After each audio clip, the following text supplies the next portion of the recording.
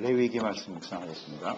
레위기 1장 1절에서 9절까지. 레위기 1장 1절로 9절 말씀 같이 읽겠습니다. 여호와께서 회막에서 모세를 부르시고 그에게 말씀하여 이르시되 이스라엘 자손에게 말하여 이르라. 너희 중에 누구든지 여호와께 예물을 드리거든 가축 중에서 소나 양으로 예물을 드릴지니라. 그 예물이 소의 번제이나 흠없는 수컷으로 회막문에서 여호와 앞에 기쁘게 받으시도록 드릴지니 그는 번제물의 머리에 암수하는 기쁘게 받으심이 그를 위하여 속죄가 될 것이요 그는 여호와 앞에서 그 송아지를 가질 것이요 아론의 자손 제사장들은 묵지를 가져다가 회막문 앞 제단 사방에 뿌릴 것이며 그는 또 번제물에 가죽을 벗기고 각을 뜰 것이며 제사장 아론의 자손들은 제단에 불을 붙이고 나무를 걸어놓고 아론의 자손 제사장들은 겉은 각과 머리와 기름을 각주간 위에 불리는 나무에 걸어놓을 것이며 회당과 정강을 물로 씻을 것이요 제사장은 그 전부를 제단 위에서 그리다가 번제를 드릴지니 너 가져다가 그 향기로운 냄새니라. 9절까지 하나님을 기쁘시게 하는 제사. 율법과 성막을 주신 하나님, 이제 성막에 하나님께서 임재하여 계심으로써 이스라엘 백성들과 함께 계시는 것이죠. 그리고 이제 하나님께서 친히 그들을 인도하시는 그런 하나님의 은혜를 주셨고요. 이제 거룩하신 하나님께서 이제 거룩한 백성 함께 하시는 거룩한 백성이 되기 위해서 이제 어떻게 해야 하는가? 이제 하나님이 성전에 임하셨으니까 그 성전에 임하신 하나님 앞에 이제 하나님의 백성들이 어떻게 반응할 것인가? 어떻게 그 하나님을 예배하며 그 하나님과 함께 동행할 것인가? 이에 대한 구체적인 내용을 담고 있는 것이 바로 레위기죠. 그래서 이제 성막에서 레위인들이 하나님을 섬기는, 그러니까 레위인들에게 주신 사명이죠. 이것이 이제 매우 중요한 역할이 되었습니다. 그래서 레위기라고 하는 그 말의 뜻은 레위인에게 속하는 그런 뜻이에요. 문자적 의미를 보면. 그러니까 레위인들 중에 제사장들의 사역에 관한 말씀이죠. 제사장들이 하나님 앞에서 어떻게 제사를 드릴 것인가. 레위기의 기록 목적을 정리해보면 이렇게 정리할 수 있겠죠. 이제 백성들이 이제 거룩한 하나님께 나갈 수 있는 방법. 이것이 이제 레위기의 기록 목적이죠. 그러니까 거룩하신 하나님을 가까이 하고 그 하나님을 예배하는 방법. 어떻게 하나님과 동행할 것인가. 하나님과의 교제. 하나님과의 만남. 이것이 이제 레위기의 내용이라고 볼 수가 있습니다. 기록하신 목적이죠. 그러니까 우리가 레위기를 바르게 이해하지 못하면 하나님의 성전에 아무리 임하여 계셔도 하나님께 가까이 나갈 수 없고 하나님과 함께하는 삶을 살 수 없으며 또 하나님의 인도하심을 받는 삶을 살 수가 없다는 것입니다. 그러니까 이스라엘 백성들이 애굽에서 구원받은 이후에 율법과 성막을 주셨는데 성막이 있다고 해서 다 되는 게 아니에요. 그게 전부 끝난 게 아니라 그건 시작일 뿐이에요. 성막에 하나님이 계시니까 우리는 이제 아무 생각 없이 살아도 하나님이 알아서 인도해 주시겠지? 아닙니다. 성막이 세워졌으니까 그곳에서 어떻게 우리가 하나님을 예배하고 주님을 섬길 것인가 여기에 우린 초점을 두고 살아야 돼요. 우리 가운데 교회가 있으니까 성전이 있으니까 설마 우리가 이스라엘 백성들의 역사를 보세요. 하나님의 성전이 예루살렘에 있으니까 우리는 아무렇게나 살아도 하나님이 우리를 지켜주실 거야? 그렇지 않습니다. 성막이 다 무너지고 말지 않습니까? 그러니까 이 성막이 세워졌다고 하는 것이 중요한 게 아니고 이제 어떻게 하면 우리가 하나님의 거룩한 백성으로서 바른 예배자로 주님 앞에 설 수 있느냐 이것이 중요하죠. 그렇기 때문에 레위기의 내용이 아주 소중한 것입니다. 그러니까 레위기의 주제는 뭐 이렇게 정리를 하겠죠. 속죄. 어떻게 하면 속죄할 수 있을까? 죄를 사함받는 거죠. 용서. 이건 뭐 회개라고 볼 수도 있고요. 이제 그 결과가 이제 성결로 나타나게 되는 것이고, 그 다음에 거룩. 이런 것이 이제 핵심 주제죠. 그 다음에 희생, 피 흘림, 희생의 제사. 이런 것들이 이제 레위기의 주제라고 볼 수가 있습니다. 1절에 보면 이제 성막이 완성이 됐어요. 하나님께서 불과 구름으로 임하여 계시고, 회막에서 이제 모세를 부르시네요. 회막에서 모세를 부르셨더라. 자, 이전에는 하나님께서 어디서 부르셨어요? 시내산. 시내산에 임하여 계시면서 모세를 그곳으로 부르셨는데 이제는 회막 가운데 하나님이 계시면서 모세를 부르고 계십니다. 또 그곳에서 말씀하고 계시더라. 그만큼 이제 하나님께서 점점 하나님의 백성들 가운데 가까이 계신다는 거죠. 가까워지셨어요. 시내산에 있을 때와 그 다음 성막에 있을 때는 다르죠. 시내산에 있을 때 하나님이 임하셨을 때는 백성들이 그 산 밑에 이상을 올 수가 없었어요. 하나님은 가까이 할 수가 없었다고요. 그런데 하나님의 백성들 가운데 그 성막이 이제 임한 거예요. 백성들 가운데 이제 왔어요. 성막이. 그래서 그곳에 하나님이 계시는 거예요. 그만큼 가까워졌죠. 그래서 이제 예수님이 이 땅에 사람의 몸을 갖고 찾아오심으로써 백성들 가운데 임만을 하시면서 이끌어 가시는 이런 것들을 다 예표하는 내용이라고 볼 수가 있어요. 이것은 이제 예수님 안에서 우리가 훨씬 더 하나님과 가까워졌죠. 이제는 예수님 안에서 하나님이 우리 가운데 함께 계세요. 예수님 안에서. 주님 안에서 우리는 하나님과 직접 교제할 수 있게 되었더라. 그렇게 살다가 우리가 이제 예수님 다시 오시거나 아니면 우리 인생을 마감하면 주님을 직접 보게 되겠죠. 고린도전서 13장 12절. 우리가 지금은 거울로 보는 것 같이 좀 희미하게 보이는 것 같지만 그때는 얼굴과 얼굴을 대하여 볼 것이요. 지금은 부분적으로 알지만 그때는 주께서 나를 아신 것 같이 내가 온전히 알게 될 것이다. 그런 고백처럼 이제 얼굴과 얼굴을 맞대고 주님을 볼 수 있는 날이 속히 오겠죠. 우리는 그날을 이제 소망하고 살아가게 되는 것이에요. 모세에게 말씀하신 내용, 제사법이죠. 제사에 관한 말씀을 하셨습니다. 이것은 이제 타락한 인간은 하나님께 나아갈 수 있는 길을 사실 알지 못하죠. 아담과 하와가 범죄한 이후에 어떻게 하나님께 나아갈 수 있을까? 길이 없는데 하나님이 찾아오신 거죠. 신이 찾아오셔서 아브라함을 택하여 부르시고 언약하시고 그리고 이제 구체적으로 이스라엘 백성들을 애굽에서 구원해내신 이후에 하나님이 만나주시고 하나님께 나아갈 수 있는 방법과 길을 열어놓으셨는데 그것이 바로 성막과 제사입니다. 그 제사를 통해서만이 타락한 사람들이 하나님께 나아갈 수 있어요. 다른 길은 없어요. 이걸 분명히 해야 됩니다. 다른 길은 없어요. 그 제사법을 잘 지키고 순종하고 따라야 하나님을 만날 수가 있습니다. 이 제사 제도가 굉장히 중요한 의미를 갖는 것이에요.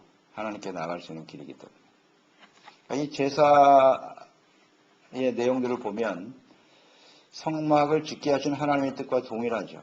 즉 하나님의 주권적인 뜻으로 세워졌다는 거예요.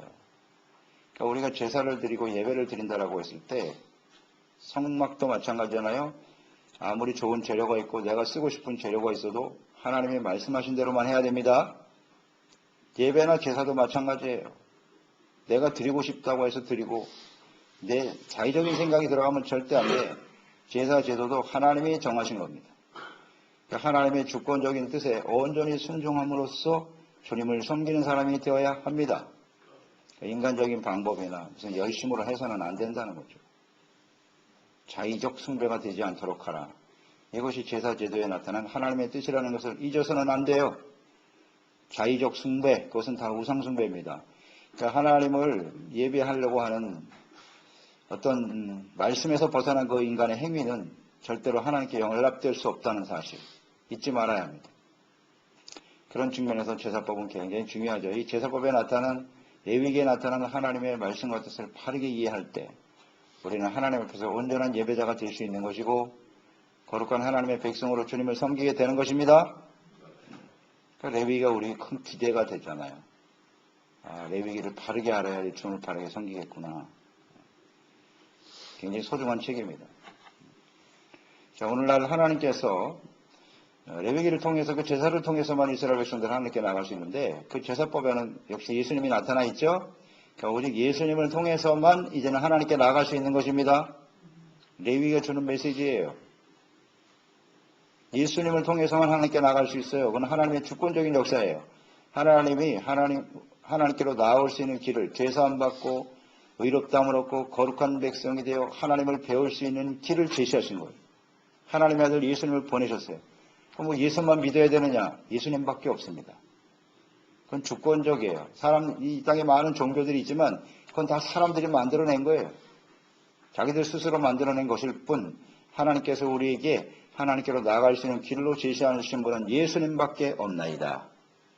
이게 매우 중요한 거예요.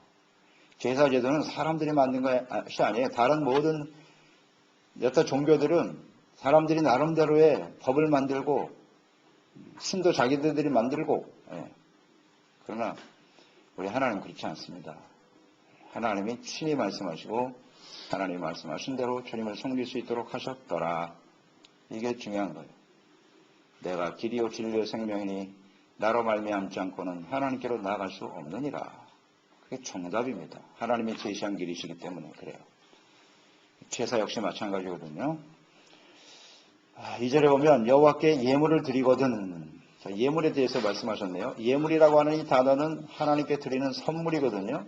선물이라는 뜻이 강하단 말이에요. 그러니까 선물이라고 하는 것은 이제 은혜에 대한 보답이잖아요.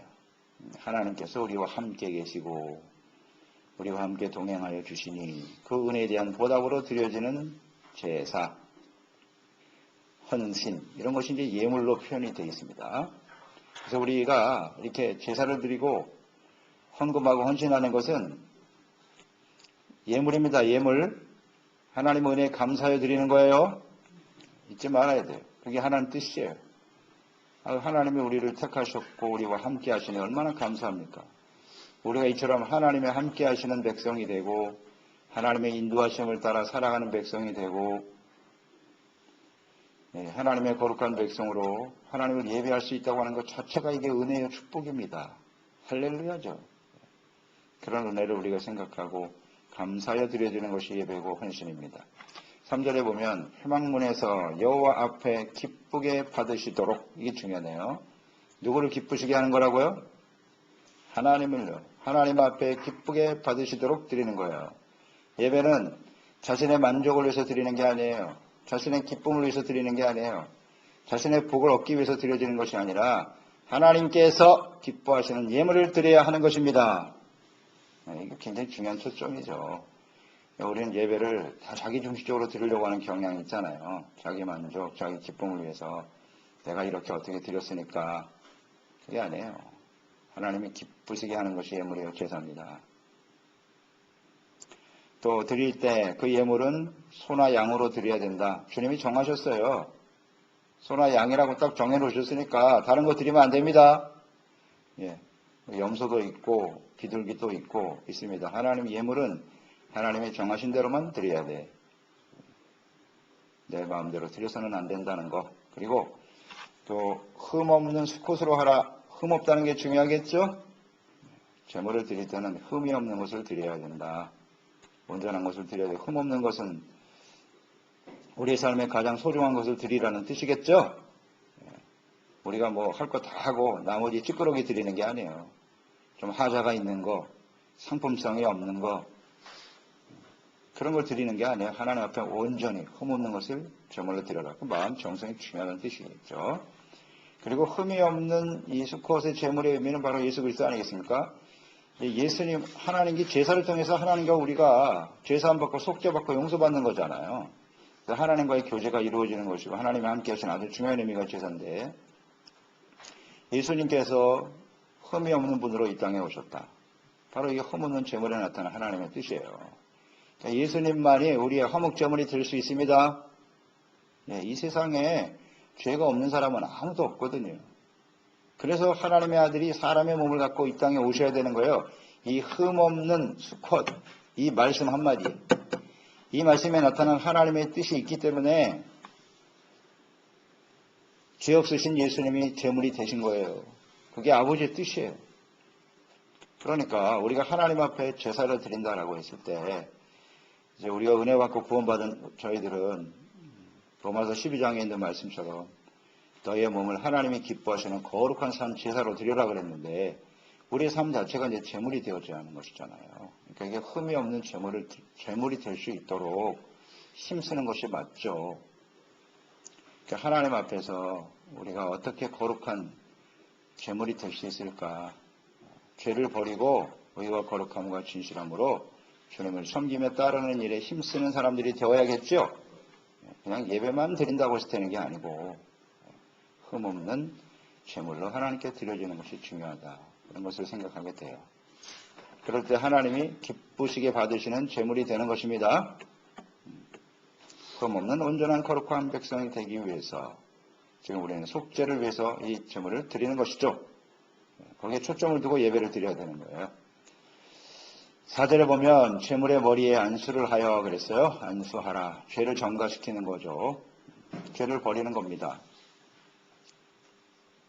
속죄 의미가 강한 거예요. 제사와 예배는. 항상 그것을 잊지 말아야 돼요. 뭘 자꾸 받으려고만 하는 게 예배가 아니고요.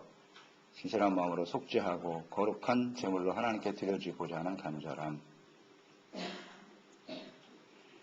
머리에 안수할 때 이제 속죄가 되는 거예요. 그럼 이제 5절에 보면 아론의 제사장들이 짐승의 피를 제단에 뿌렸다. 피를 뿌려야 돼요. 피 없이는 하나님께 나갈 수 없습니다. 피에는 생명이 들어있다 그랬어요. 피 흘림의 의미를 아시죠? 피 흘림은 뭐죠? 죄의 삭은 사망이에요. 희생이잖아요. 희생을 의미하는 거예요. 죄의 삭은 사망이에요. 죄를 지면 죽어야 돼요. 그러니까 하나님 앞에 내가 죽을 죄인이라는 사실을 인정하고 그래서 주님께 고백하고 내려놓는 거예요. 죄의 결과가 얼마나 심각한가 이런 것들을 생각하고 하나님께 나아가는 거예요. 형식이 되버려서는 안 되고 내가 죽어야 하는데 대신 짐승의 피가 흐르는 거죠. 예수님의 십자가의 희생. 그것이 바로 내가 죽어야 할 자리인데 예수님이 대신 죽으셨다. 죄의 결과가 이렇게 심각하다. 이런 것들을 생각하는 게 피 흘림입니다. 피 흘림이 없으면 제사함이 없어요. 6절에 9절까지 내용을 보면 번제로 드리는 내용이 나오죠. 번제, 불살라 드리는 것인데요. 그 제물을 보세요. 가죽을 벗겨라 그랬어요. 이런 거 그냥 한번 묵상해 보는 거예요.